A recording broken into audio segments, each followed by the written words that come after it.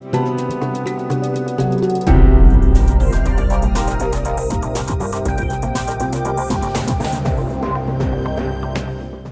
their build run, EMD manufactured 1,260 of these engines, and they were found on many different railroads, and others came into possession of them through mergers and acquisitions of railroads over the years as well. One of these mergers took place in 1970 with the Great Northern Railway, which merged with the Northern Pacific, Spokane, Portland, and Seattle, and Chicago, Burlington, and Quincy, and ultimately formed the Burlington Northern Railway that same motive. These mergers into BN are important not only to help tell the story of this set, but also this locomotive, because the Burlington Northern SD45 6430 Hustle Muscle, as we see here, is based off of a prototype. And that exact engine started out life with the Great Northern Railway, and its road number was 400. Great Northern 400 was the very first production model of the SD45 to roll off the EMD assembly line. Great Northern 400 was delivered in May of 1966 and was given the name Hustle Muscle by the Great Northern Railway as a mark of pride to emphasize the power of the locomotive being so hefty at the 3,600 horsepower mark. And it was in 1970, during that great merger I mentioned, this locomotive became Burlington Northern 6430.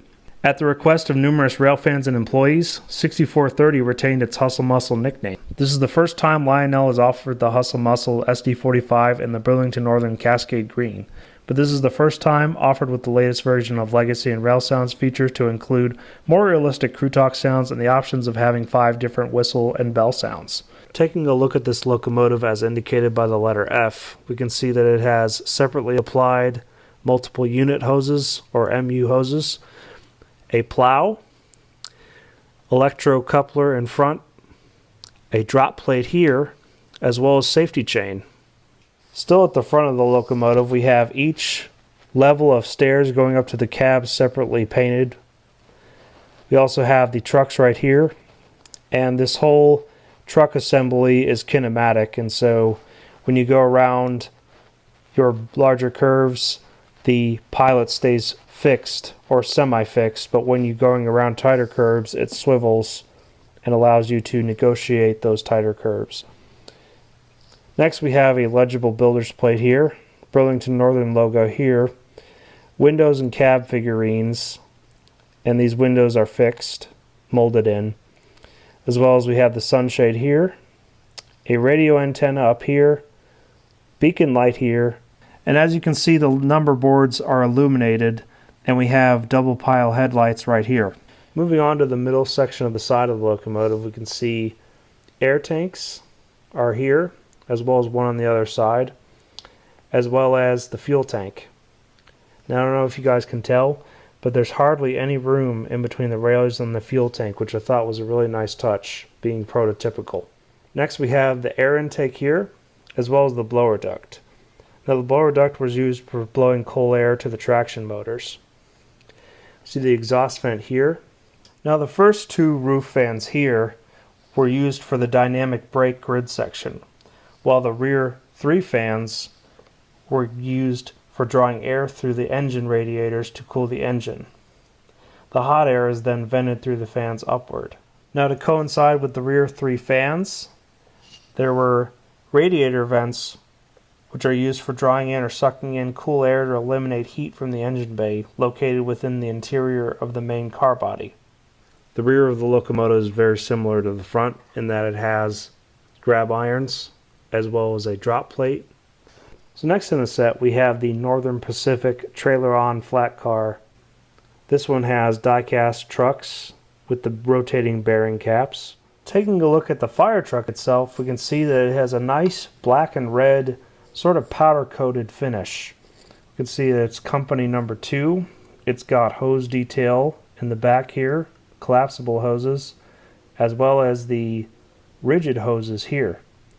It's got a spool hose here, and it has the gauge and pump detail right here.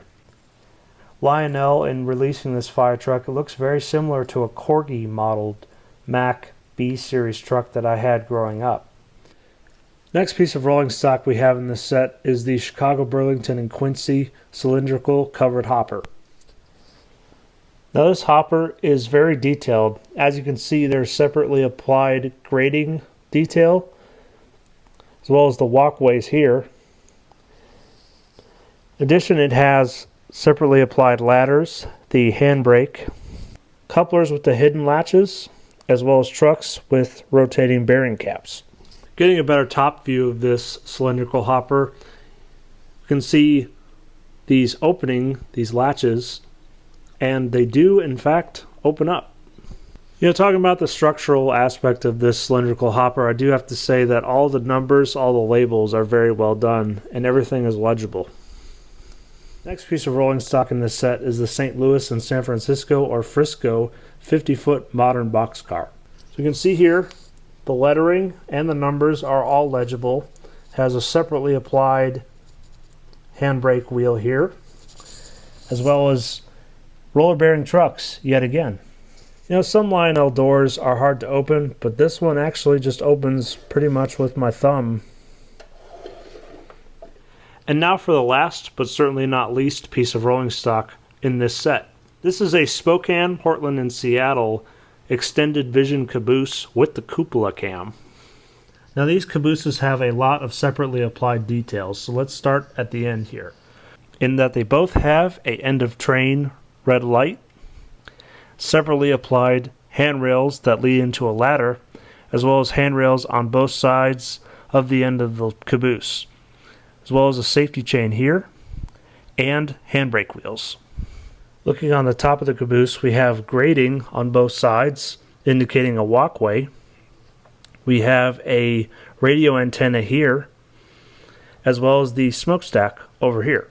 One cool aspect about these cabooses that Lionel puts out is that they are fitted with capacitors for the lighting, and that enables you to take the caboose and not be subject to any flickering that the lights would otherwise have without the capacitors in. And of course, just like the rest of the rolling stock, these are all roller bearing trucks on this caboose. This is the dispatcher. Start up and hold. Over. Okay, let's get to work. Out. Alright, first we'll check out the first of 5 horns. Then horn number 2. Horn number 3.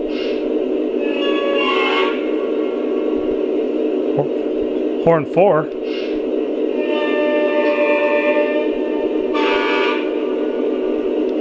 Then finally horn 5. Horn 1 is my personal favorite, so luckily that's the default one.